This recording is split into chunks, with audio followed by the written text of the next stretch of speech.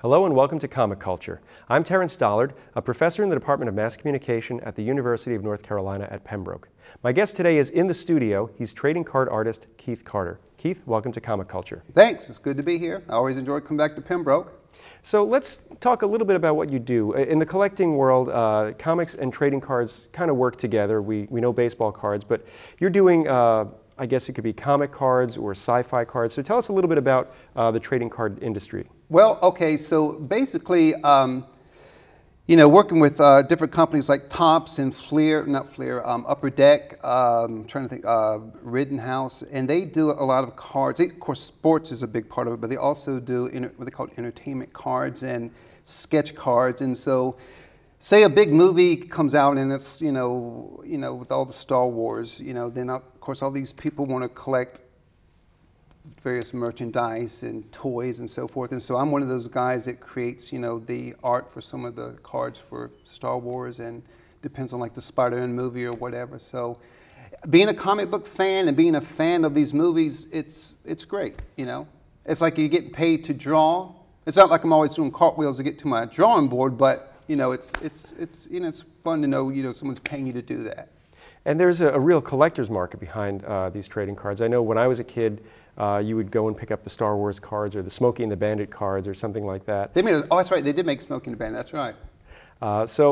The type of card that you're doing is catering more towards the sci-fi. Is it in the sports realm at all? Or? No, well, what they've done now, and again, I've just recently discovered this, is that it's so for the collector's market. I mean, you can go and find these cards at Walmart or Kmart, but they're more inexpensive brand. But they have these, I don't know, they're like $200 a box or $160 a box, and people will buy these things to get certain cards. For instance, not my cards, but you get a card with a Harrison Ford signature on it. I've seen guys that would buy cartons or boxes to get one card. Now they invest $600–700 to get all these boxes. They get one card, and they can sell that card. I saw a Harrison Ford signature go for like $12,000. Wow. So certain cards have a lot of cachet. So they create this market now for the collectors for certain artists. Again, you get say like an Alex Ross, or you get like another big name like Arthur Adams. People are seeking those artists, in the same way with signatures. So it's really designed for the collectors. So how do you break into the world of trading card art?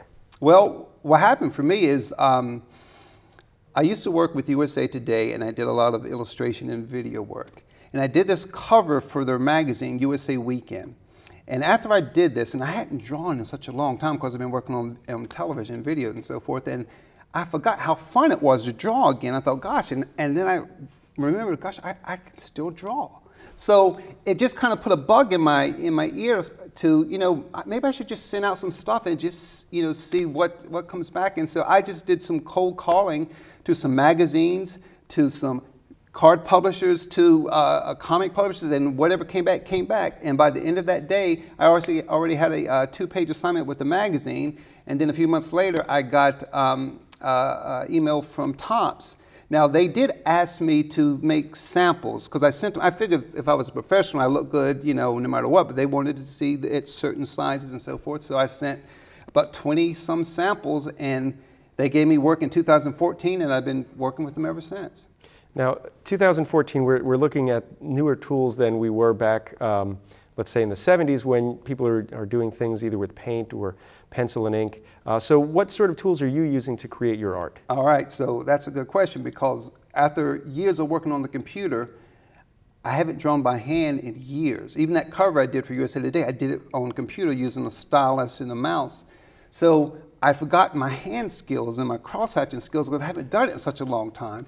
So I was like, can I still do this? So I started doing sketches and so forth. And what I come to realize is you get out of practice of doing things. So some of my earlier cards, they kind of had a more comic book feel to it, because that's what I was, grown up and accustomed to. These markers that people were using, I went to a comic show, and was trying to see what are the other tools that people are using, these Copic markers. And they're like $8 a pen. So man, you go through this pretty quick, that's a lot of money. So I thought, I have to develop a style that I don't have to use that much color, and that way I can, use one pen. And then I thought, well, okay, pencil doesn't cost much. So what if I use a combination of pencil and Copic marker. Well, then I got it down to one color in black and white, and then they were focusing on, well, we need these to look more photoreal, not comic booky or cartoony. So I remember some old cards back in the 60s, they used to do these monster cards. You probably remember when they had the monster and they had some kind of funny caption. They were just basically black and white cards. So I started just doing all pencil, because pencils are really cheap, and no Copic markers at all. So now my style has gone from full color to one color, black and white, to now 100% black and white, because it's the cheapest way to do it. The economy of means. I'm getting the maximum effect with the least amount of elements. So I've seen your work, and it is detailed, and it is, in many cases, if you're doing, let's say, a Star Trek piece, the art looks like the cast from Star Trek. So how are you creating this? Are you using a photo reference?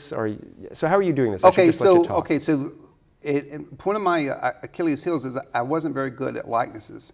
And some of my older work, I used to have to get other artists that were really good at caricatures to at least give me the sketch of the face. So a lot of the stuff that I did back at USA Today, some artists would do the face and I would do everything else because I could never capture the likeness.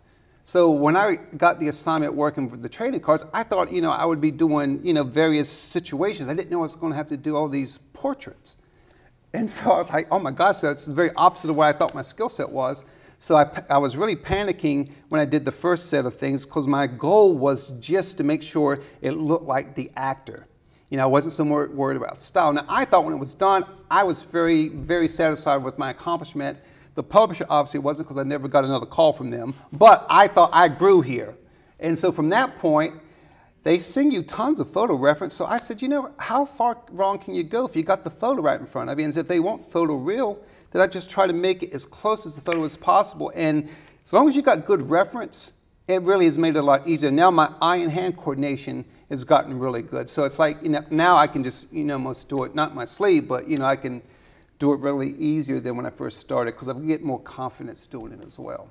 Now, as I guess a freelance artist, your time is literally money. So how long does it take you to do a typical illustration? And are you doing just the one for them, or do they give you, 4, 5, 6? Oh man, the way these sketch cards work, you can do as many as 100 cards. It's whatever you can take during the time because, again, they got all these boxes to fill. And so in the beginning, I was taking huge assignments. The more assignments, the more money. But you're doing hack work then because you're trying to get so many cards done a day. And in the schedule, it looked like that we had to do 4 cards a day to make this deadline. So now my comfortable pace is 2 cards a day. So with 2 cards a day, I can still watch 90210. I can still watch some episodes of Gomer Pyle and take a little break, go get something to eat, and still work on my cards. So it's intense only that I'm trying to make them as good as I can, but it's not pressure intense because I've got the pace, I'm comfortable that I can give them a quality looking image and not feel like, oh man, that one looks kind of bad. So, okay, this is an interesting point, and I hear this from a lot of folks who, they don't work in a traditional office. Are you working from home? And if so, how do you keep people from asking you to do stuff because you happen to be working not in a traditional office? That's a good point. That happens quite a bit, especially around where I'm from. People want to, well, can you do a picture of my daughter? Or so-and-so is getting up in age. I love to have a illustration. And how much do you charge? And so I realize around here, you make your what you would charge affordable, because if it gets to a certain place, no one around here is going to do that. And so I also do it this way. If there's certain people that, and I'm able to do it and I can do it in between deadlines, I'll certainly do it, because to me, I consider what I have as a blessing from God. And so if I have this opportunity and someone wants an illustration, I can do it, I'll try to help them out. But yeah, sometimes it can be like, if you're cutting grass for a living and then someone says, hey, when you time off, can you cut my grass? You're really looking to get back on that lawnmower. So yeah, so to add extra drawings, it's not like I'm gravitating to it, but hopefully my heart's big enough that I'll try to, fit them in. Now you asked that question, has other people had this experience? I spoke with Cullen Bunn. He's the writer of many comics, including Harrow County, and he said that when he works from home, he had to train people that he knew to not ask him, hey, could you help me move a sofa, or could you pick me up at the bus station or something. So it seems that when you work from home, it's a different set of pressures than if you're working in an office from 9 to 5. Gotcha. Now, I can definitely say that none of my neighbors have asked me. Okay, I do have a neighbor that asks me sometimes to help to move a refrigerator or something like that. But that, again, that's so rare that's not even really a real issue. So I'm good there. So let's go back to your art a little bit. And you said mostly you're working in black and white and maybe one color. So how are you making, is it like the stark contrast between black and white? Is there a gradient that you're working with? So let's just talk about, I guess, how you're approaching that. Okay, so basically I get, like Lucasfilms will send a bunch of images and I'll immediately convert them to black and white. And then I would make a hard contrast on Photoshop. So I got a lot of blacks and a lot of white and just a few subtle grays in between. So then I work with about 4 different pencil weights, which is 2H, HB, a 4B, which is heavy, and a 6B. And from that range, I try to go with my darks, then using the white of the page, and then working to my lights. So it looks like you got a good balance of grays just using those different pencil leads, which again, it's real inexpensive material to produce these cards. And for certain publishers, card publishers, they want color, so I try to avoid them. So, but luckily, with Topps trading cards, they don't care if it's color or black and white, as long as it's a decent card. So I've kind of got real comfortable with working with their dynamic.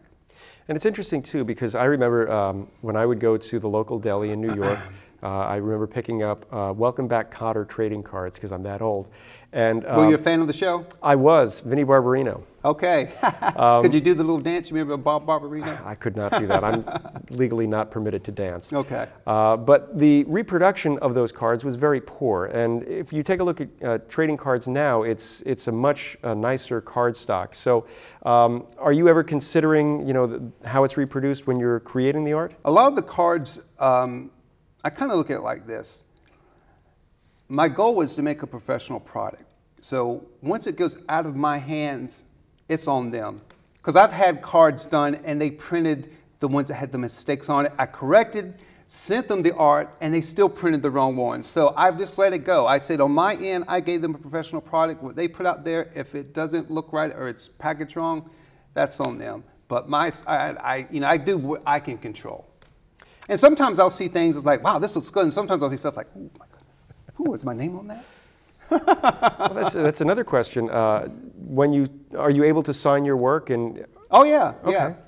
Matter of fact, that's part of the whole sketch card process. It's called when they do the sketch cards. Do you know what that is? I'm afraid I don't. Okay, so another big seller in the trading card market is original art.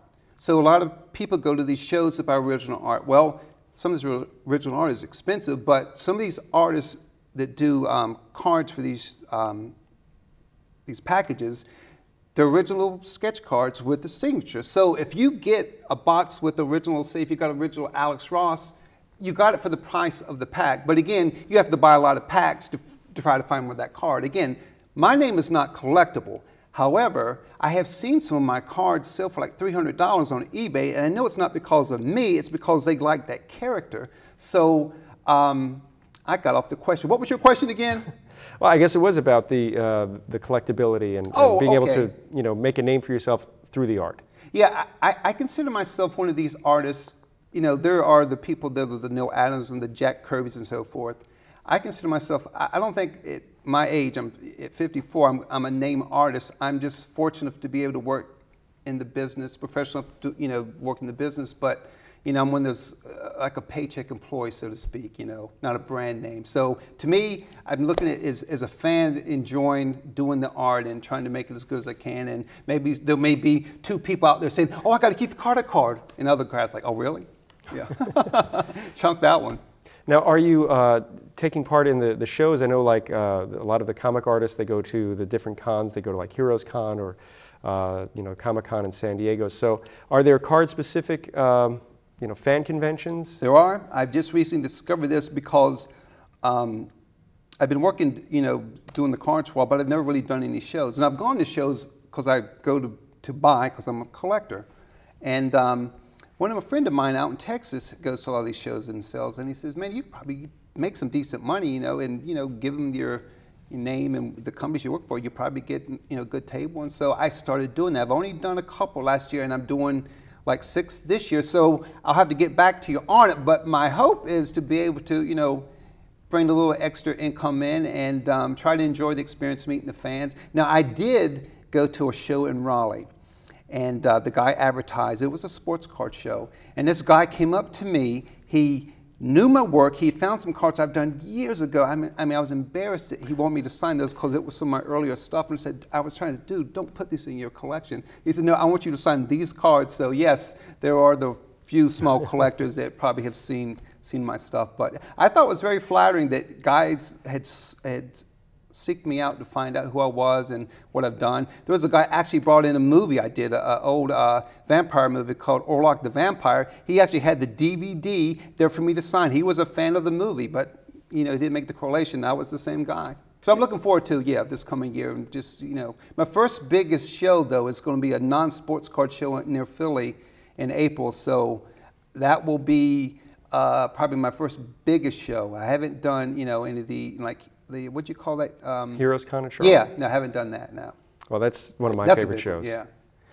Which, by the way, those shows are, Heroes Con are just the few that really focus on the comics now. It's not the pop comic culture, it's the comics. So that one in the Baltimore show I like a lot. Yeah, that's my reason for loving Heroes Con, is that it is all about comics. There's no celebrities there. You don't have to worry about bumping into Lee Majors or someone like that. The comic celebrities, the comic book creators, but yeah, right, not that. Right. I think last year we ran into Daryl McDaniels from Run DMC, who's got his own comic imprint. So that was the closest to a real celebrity. But I did get to meet Jose Luis Garcia Lopez, which was a dream come true. Oh, wow, okay. Yeah, he's a top tier guy. So Run DMC has a comic? He does. He does, I forget the name of it, but it's under darylmakescomics.com. And a whole imprint of books. Wow. So when working on comic art, I know that generally the traditional method has been, pen and ink on Bristol boards. So I'm wondering what type of materials you're drawing on, and what is tooth, if that impacts you? I know you're doing a lot with pencils, so are you using something with a lot of tooth when you're drawing? Well, I would assume when I think of tooth, I'm thinking about some of the tooth that's on the actual board. But most of the stuff that I get from the trading card publishers, because they provide you all the stock, the card stock, it's all pretty smooth. So I don't think I've really got any with any tooth. I don't think so. But I think for me, it doesn't even matter. As long as it holds a pencil lead and holds ink, I don't think I have a preference.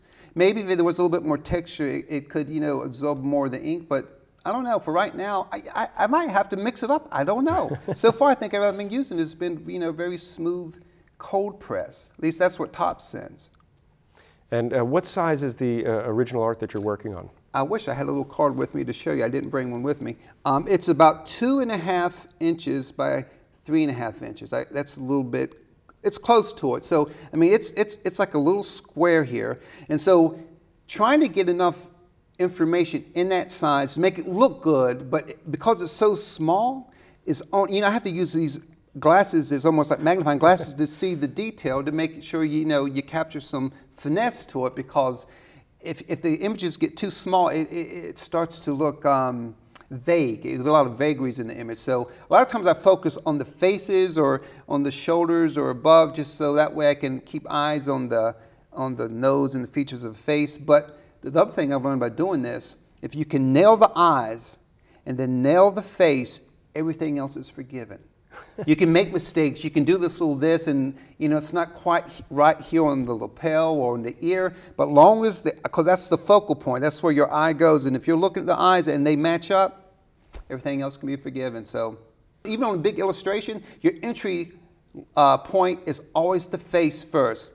And if you ever notice the illustration someone did, and it's beautiful everywhere, but the face is a little off, it'll ruin the whole thing if the face is off, even if that's a little small piece. Because that's always the entry point. I never made that connection, but it's absolutely true. So just getting back to the size, you're working on something that's the actual card size? The actual card size, yep. Now, okay, if you're doing a printing, if it's getting published, then the card is twice up. But then when you're doing the sketch cards, it's the size of the card. So that makes it a little bit more challenging. But again, the sketch market is I assume it's huge because it's been going on for quite a while. And again, I've only done it for a handful of years, but yeah, their thing is they want it to look, so you have to make it look as good as you can on the actual side. There's no cheating by blowing it up and then reducing it down.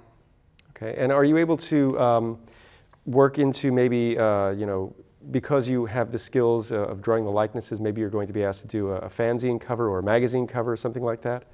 Any sort of the larger illustrations? Yeah, I've done some stuff for, you ever heard of Tomorrow's Publishing? Yes. Okay, I've done some work with those guys, and it has it, there's one particular editor, and I can't think of his name right now, he and I had discussed doing some work for his new magazine, doing a lot of the creators, that don't have much image in photography, so I would do an illustration of them with some of the characters they've created, and actually did something with Roy Thomas had a 75th anniversary, and so I contributed some illustration to, it was like a huge double spread in one magazine, and over 7 magazines, it was like one gigantic mural of just different characters. So yeah, so there is opportunity to do these other things. In some freelance, I do bigger illustrations, but for some reason, the card work is I guess when Disney bought Star Wars, they had made this decision to build a movie out every year. So there's merchandising, and I really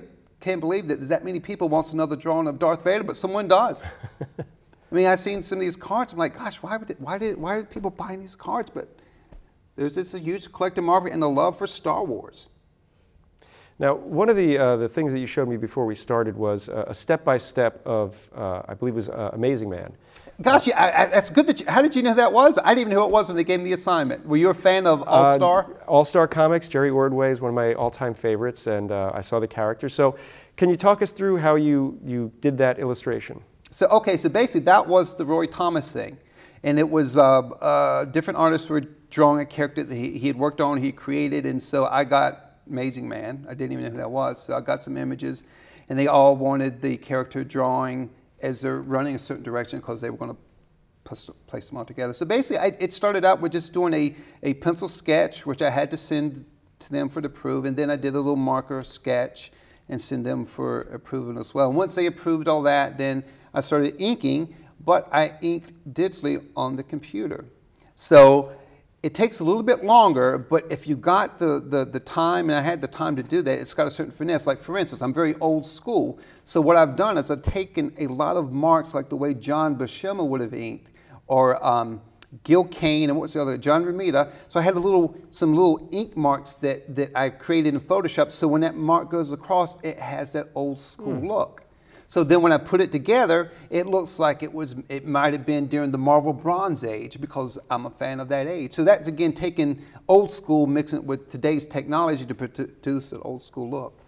And even the color palette or the coloring that you were doing, you were doing that digitally as well? I was doing that digital as well. So basically the only thing I did by hand was the sketch and the marker, and then everything else was on the computer. But my goal is to try to make it look like it wasn't on the computer. Because, again, if it looks like a computer, I mean, that's one look, but I kind of want it to look like the old comics from the 70s.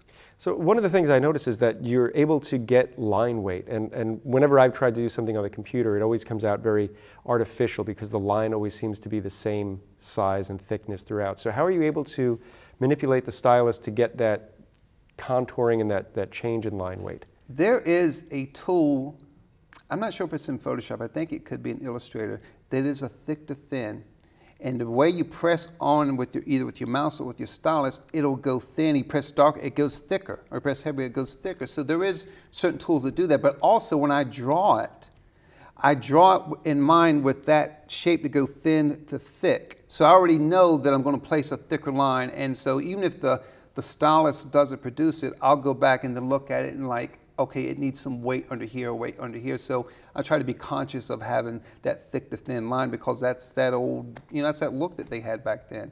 And I'm not sure if all comics today still use that, but that's one of the things that, again, you look at a great Jack Davis, man, and you see that beautiful brushwork that guy did. And so my goal was to try to get that wet brush look that he used to do, but doing it on the computer. It's great when you see that old style of inking with a brush, because there's such a life to it. And I spoke to Joseph Rubinstein, who told me that he's able to do all of the panel borders using a brush and a ruler. I thought that was just crazy. Oh, panel was the brush and roll. Yeah, doing. Oh gosh, so he still does it that way as opposed to yeah, because he still inks by hand, right? Mm-hmm.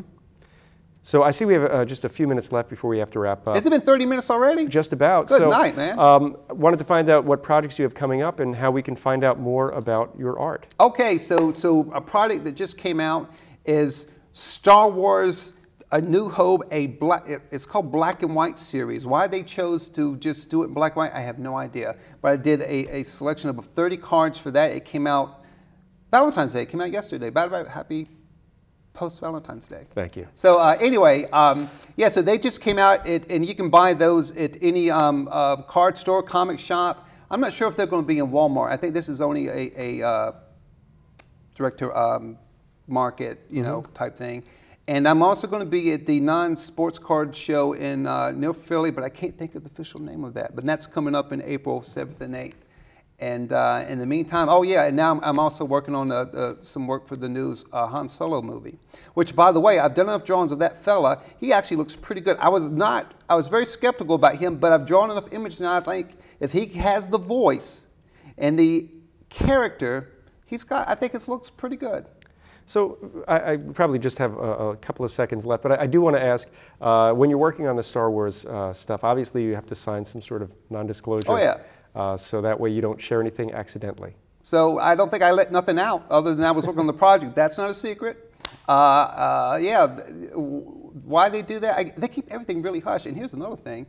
They sent this stuff late, so late that we had to do this assignment like in 2 weeks. I'm like, listen, I need more time than this, but you know, Lucasfilm can take his time, but guys on the bottom end of the entertainment line, we have to squeeze in with whatever they give us. Well, we're going to have to end it there. Keith, thank you so much for joining me today. Thank you. Thank you at home for watching Comic Culture. We'll see you again.